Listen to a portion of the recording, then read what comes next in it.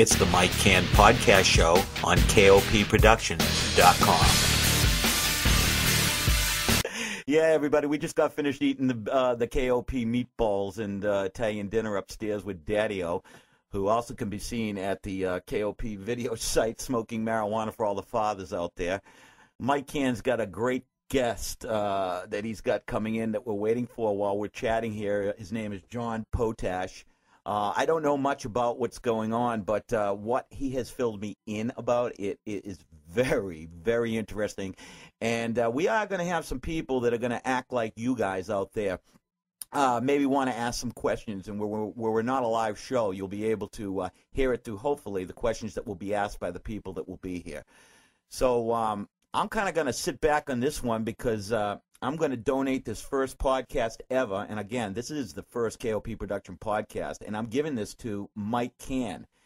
It's going to go down in history that the first podcast was his show, not the King of Pot, Mike Can, because I am so happy to have him exclusively at now cointelpro.Russell, where you have always read his posts and blogs for many times at mikecan.net. Now you're going to see the same type of information at KOP Productions, but even more. Mike is going to expand in ways that you haven't seen on his blog. He's going places where he hasn't been because KOP's taking him with him.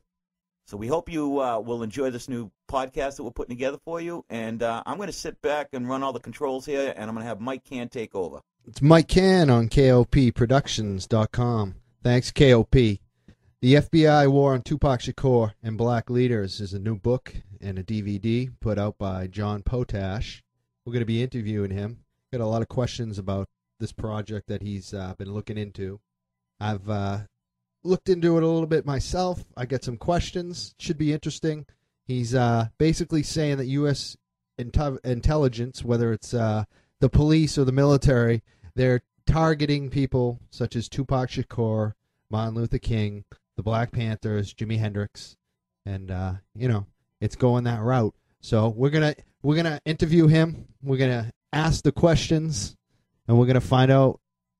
Well, try to find out. I don't know if we're actually gonna get an answer, but we're gonna do the best we can today. So let's get into it. John Potash, the FBI War on Tupac, real or bullshit?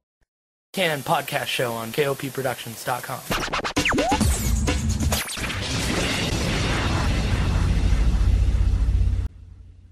Hey, John, Mike. Hey, Mike. How you doing? Hey, we're with John Potash. He wrote the FBI War on Tupac Shakur and Black Leaders, and we want to talk to you today. John, how you doing? Good, thanks. Excellent. We looked at your DVD and some of your book. We had some questions. Sure.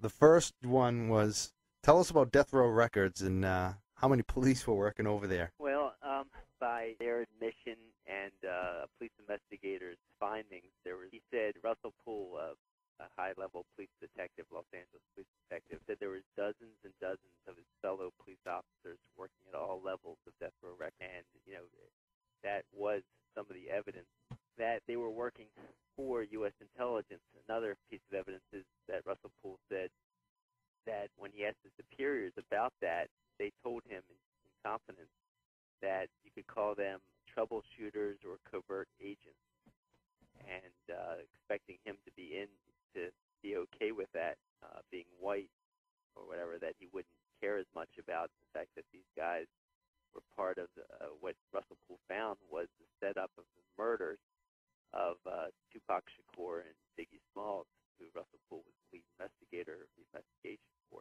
signed lead investigator of Biggie Smalls' murder. And so, in this book, in the evidence, I mean, I see a lot of, definitely the history, just looking at it overall, it looks like something was definitely amiss. But do you really get the spoken evidence to really say that the FBI killed Tupac? Could you repeat that one more time? You wrote the book, The FBI War on Tupac Shakur.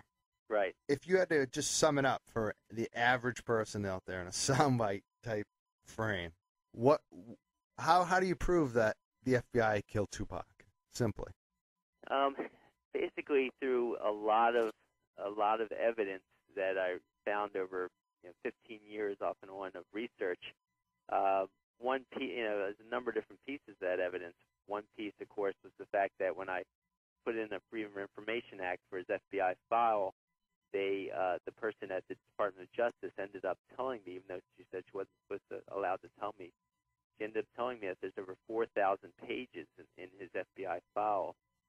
I paid for those pages and only got 99 pages, they said, for reasons of national security. Nonetheless, 4,000 pages? So 4,000 pages on Tupac Shakur. Over 4,000 pages, yes. Wow. Yeah, but besides that, it's all of the it's an how many pages FBI they got on me? Said that he has documents to prove that the FBI was in the little motorcade that would be following Tupac when he was murdered. And that's another piece, of course, then Russell Poole saying that his fellow officers murdered Tupac. And then, of course, the police, supposedly off-duty Atlanta police, witnesses saying that they smashed the window of Tupac's car in Atlanta and shot at him. And I can just, there was, about 6 attempts on his life before they actually killed him. And I have evidence that with those 6 attempts, there was U.S. intelligence links to those attempts. What about the first shooting in New York when maybe it wasn't the first shooting. It seemed like there were a few shootings. But the shooting in New York at the record studio, for the average person that doesn't know, just tell them what happened. I've read some of the accounts, and, Sure. What happened? Well, what happened was Tupac was getting stoned, and he said he got a call from a guy who he had met through a man named Haitian Jacques Agnon. Now, that wasn't his, Tupac didn't know that was his real name. He was calling him Nigel and other things at the time. This guy had a lot of aliases. So this guy called him and asked him to, said, I'll give you a huge amount of money, it was maybe $7,000 or a lot of money, just to put down your voice on one song of this other rapper. So he kind of drew him to he says, well, I'll only come if you give me the cash right then. Tupac was actually hurting for money at that time because he was spending so much money on lawyers and giving so much money to his family. But anyway, so he comes to this recording studio lobby in Times Square, probably the most well-lit area of the world at 11 p.m. at night. And when he comes in, he says he first sees a bodyguard, some guard who's in fatigues, army fatigues, outside. And he said he was too stoned to realize that this guy was fishy, because this guy acted like he didn't recognize Tupac at all.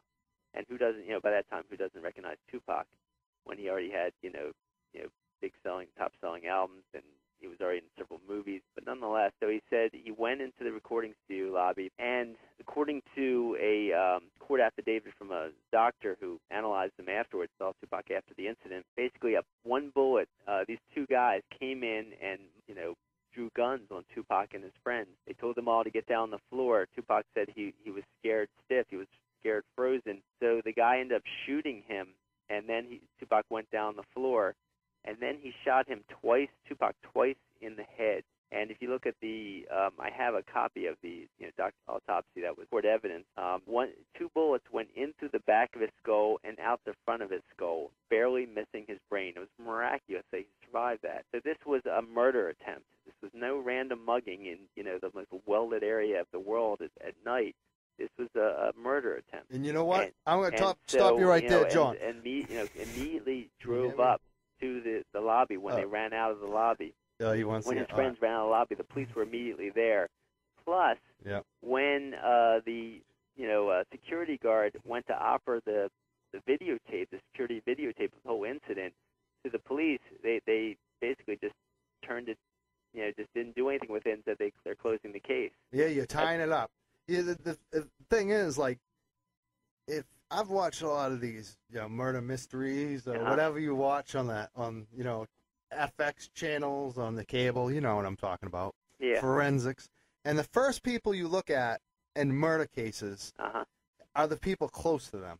If someone's with somebody and someone dies in a murder, they usually are questioned or suspect. And if they brought someone there, especially an entertainer, and you're saying, some of these people seem like they all work together and connected. So the person that I'm glad you bring that up, Mike, because the person that brought him there